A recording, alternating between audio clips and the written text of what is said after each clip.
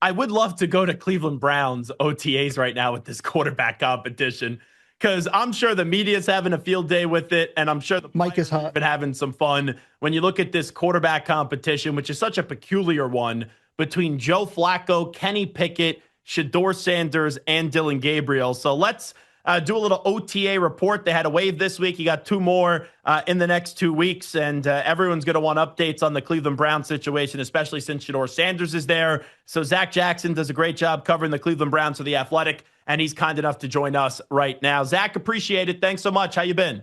I've been busy, but I'm good. So good to be here. So your first few days of OTAs with this quarterback competition, what are the big takeaways that everyone's freaking out about here? Well, they've had three, but we're only allowed to watch one a week, right? So we've had basically one rookie minicamp observation and 1 day of OTAs. And it was a different OTA because they're splitting team drills, which there really aren't many in OTAs, into two because they want to get all four quarterbacks reps. So it's a circus. And then by the time Shador got up as the fourth one, there weren't enough linemen to go full 11 on 11. So he was more like 9 on 9, right? So he got the fewest reps. That's how it's going to be. We'll see how that changes. But, you're out there. Joe Flacco clearly has the strongest arm, throws the best ball. Everybody wants to see Shador. He's been impressive. You talk to people in the building, they say he's been impressive. He's only been in the building like 16 days at this point, right? So what this competition is, Zach, right now for at least 2 more months and probably beyond that, it's two different competitions. It's Flacco versus Pickett for the starting job. And then it's the two rookies positioning themselves against one another, but really just in the scheme of things to be ready. So I think it's 12 of the 26 years the Browns have been back. They've had at least three starting quarterbacks. No one expects this team, to be really good this year. And if they are, it probably means that Joe Flacco took this opportunity and was outstanding. And then the rookies will just sit and watch, right? At least to a certain point. So there are probably twists and turns left. There isn't a lot to see, but I understand the interest in it. And it's interesting to us too, because we don't know what's going to happen.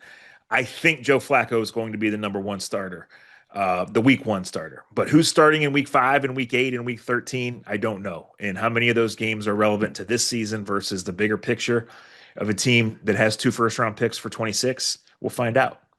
If you're right on that Joe Flacco is starting week one, I've always thought, like how you kind of just laid it out, it's Flacco against Pickett for week one, and then you have Dillon Gabriel and Shador Sanders. I never thought neither would not be on the roster. So does it feel like whoever loses between Flacco and Pickett, that they'll be sent somewhere else or just maybe outright release? I think that that's probably the most logical road, but there really are multiple roads here. The Browns don't have much at all committed. The guaranteed money to Pickett and Flacco combined is not even what like a low tier starter that's somewhat established makes, right? The guy to whom they have the biggest commitment is Dillon Gabriel, right? And everyone is laughing at them for picking him in the third round. So nobody else was doing that. So we will see how that goes. They might keep 4. Someone might get injured. There might be a trade opportunity for a team, New Orleans, that has a connection to Kenny Pickett through Kellen Moore needing a guy. Flacco might start a few games and then get shipped off to it could go a number of ways, but probably both rookies stay on the roster given how it shook out. And then there's a veteran starter, and then we just see what happens from there.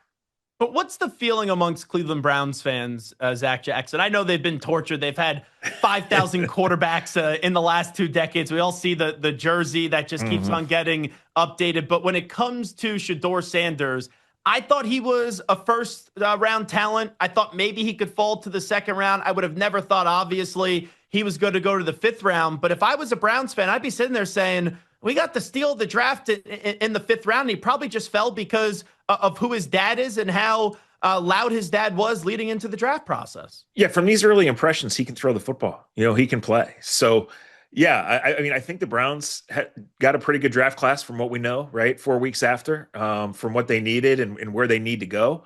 But it went in a weird order. It didn't go how anyone predicted it, starting with the Mason Graham, Travis Hunter trade, right? All the way to Shador, 22 spots up on the 3rd day of the draft. But now they're here, and Shador looks like an NFL player, right? So if he can do the things that made the Browns think that he was worth a pick when so many other teams didn't, made the Browns trade up to get in front of what, X team, it felt like Philly, but probably other teams, to make sure they got him in the program and see what happens. If he can do those things, he's going to be here and get chances. So I don't think it's going to be September. I'm not sure it's going to be November where he's anywhere ready. But to watch him in these settings, Zach, you see, okay, that's why he had first, second round grades. That's why he was an intriguing prospect, for football reasons. And I know to various groups, he's an intriguing prospect for non-football reasons, but he has an opportunity to entrench himself, as a player collecting NFL paychecks.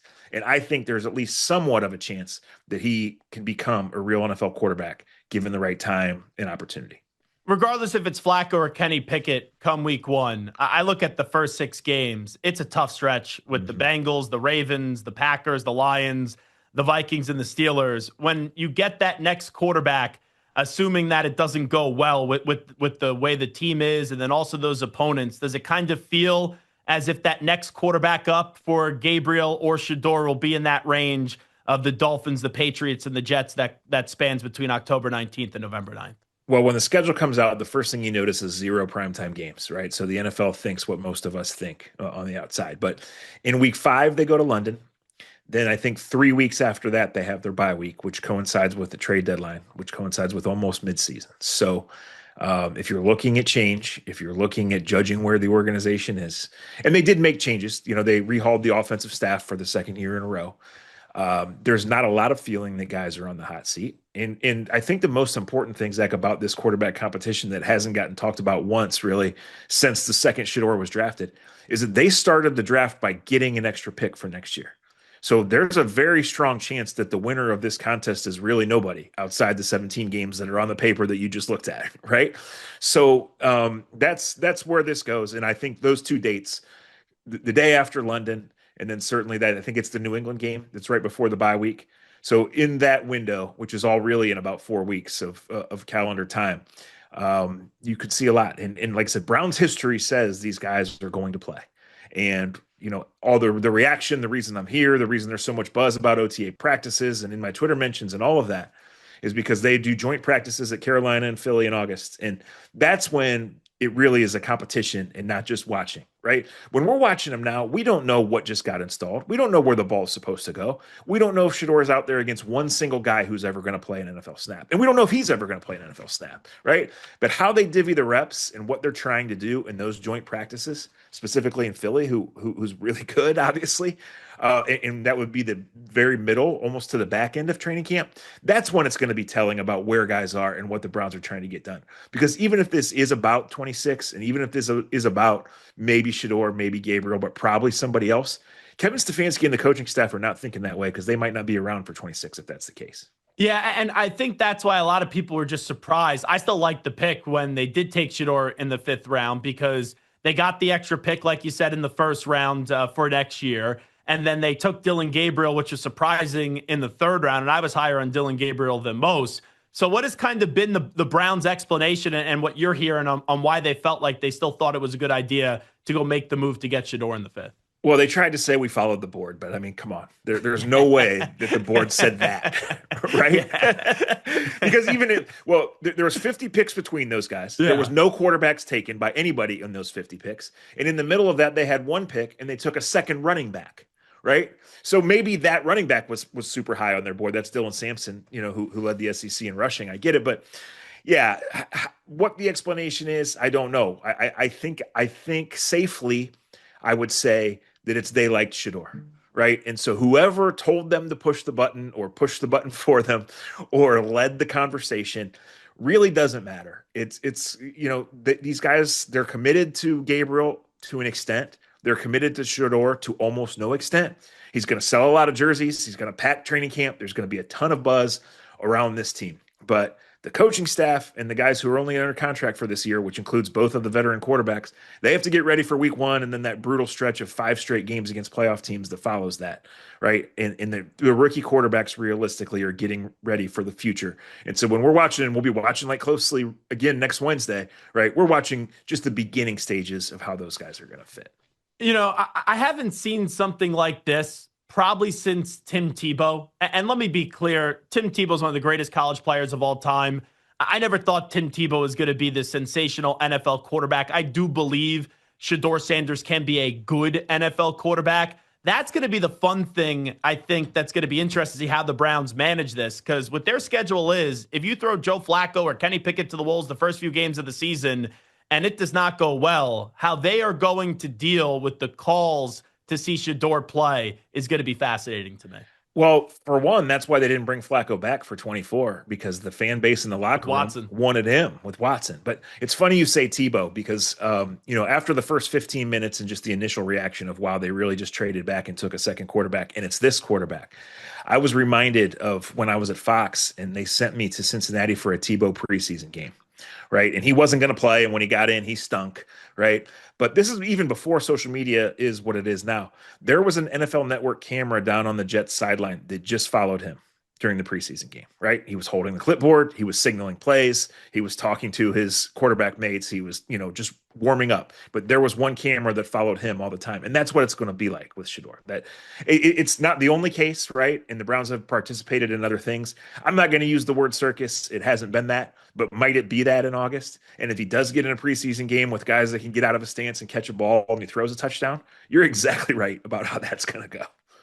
So right now you think it's going to be Flacco week 1. Pickett's probably somewhere else. Would you give the edge to Shedeur, Dillon Gabriel for that 2 spot? Who do you think he gets the edge right now? Well, based on what I've seen, that part's not close. Shedeur is such a more gifted thrower than Dillon Gabriel and looks so much more like an NFL quarterback. But what have we seen in relation to what it's really like out there? Not much. Like I said, he's not even out there in 11 on 11s. There's not getting rushed.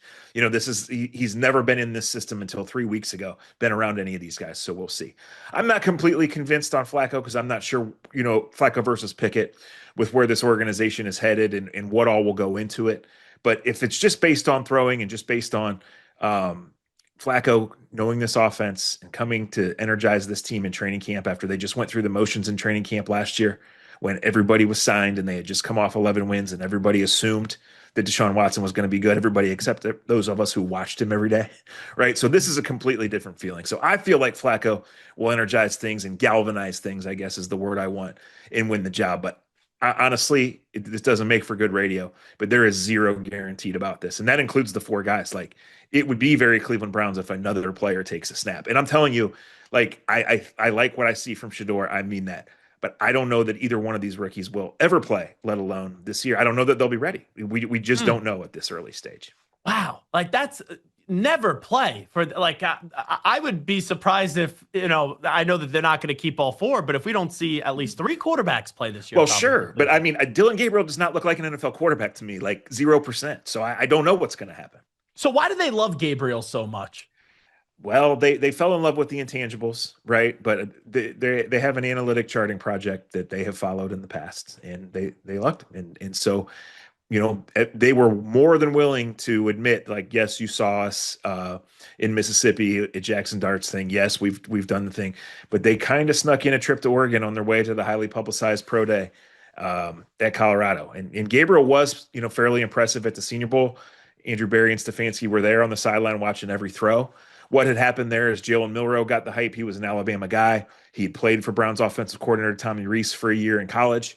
The Browns special teams coach was the head coach of Milroe's team, which also had Dart, which also had Riley Leonard. Like, Tyler Shuck was kind of the story. He just flew under the radar, right? And then I just don't think any other team was taking him in the top 100 or probably the top 150. If I'm wrong and the Cleveland Browns have their quarterback, that'd be great. One of these years I would love to cover a normal franchise and a rookie quarterback that sticks around for more than 6 to 18 months. But if it's Dillon Gabriel, I will be beyond shocked. What's going to happen with Watson? Like, what's the latest on him? He's never played again for the Browns, right? No, he's not ever playing for the Browns again. Now, I don't want to say never when it comes to the Cleveland Browns, but he is injured. He's been in the building. He's doing his rehab. He is under contract for 2 more seasons, and right now he's on the cap for 4 more seasons. So I believe because he got hurt off-site, I believe he'll go on the non-football injured list before camp when they have to make those designations, and then probably will just spend the season on that list. Now, for a normal player that goes on NFI, they don't have to pay him. His contract is fully guaranteed. So then after next year, they'll have to make a decision on how to handle it, probably figuring out the best way financially to make a clean cut, but I don't know. I mean, they owe him so much money. Zach, his cap number for 2026 is $80 million, and he's not in the plans. Jeez, it's one of the all-time worst trades in contracts ever in the history of the NFL. It's just wild that it got to this point. Last thing that I'll ask you, one non-quarterback question here with Zac Jackson, who does a great job covering the Cleveland Browns for The Athletic. It's actually more of a statement. If it's a quarterback not showing up for this stuff, I think it's a bigger deal. Does anyone really care that Myles Garrett, after getting paid, isn't there for OTAs right now? People do because of how he's handled things in the past, specifically dragging the organization through the mud and then all of a sudden signing. But they don't pay him for practice participation. They pay him for pressure rate for sacks and to be that. And he's always shown up and done that. So it's a little weird there because he stuck to his guns and then all of a sudden budged.